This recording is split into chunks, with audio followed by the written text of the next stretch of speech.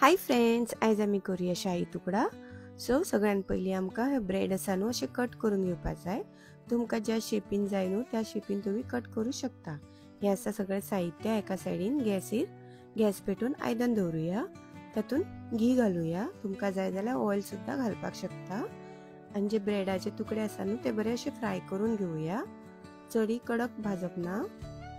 हे आता रेडी जाले, सायडीन काडुया। गॅसीर एक आयदन दवरून तातून 1 कप साखर असल्यार अर्धो कप उदक घालप आणि हे एक सिरम रेडी करून घेऊया। एका सायडीन हे आसा कॉर्नफ्लावर 1 स्पून, सो ताका थोडेशे उदक घालून अशे मिक्स करून घेऊया। आणि 1 बॉल मिल्क पावडर, तातूनही थोडे थोडे उदक घालून हे मिक्स करून घेवपाक जाय।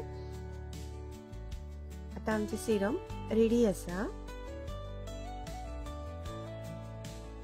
आता जे शाही तुकडा आम्ही फ्राय केले न्हू ब्रेड, ते सगळे असे बरे मांडून घेऊया तुमकां जाय त्या भशेन। आणि तातून ही सिरम आसा न्हू ती सगळी अशी घालुया। सो एका सायडीन गॅस पेटोवन दूध दवरुया।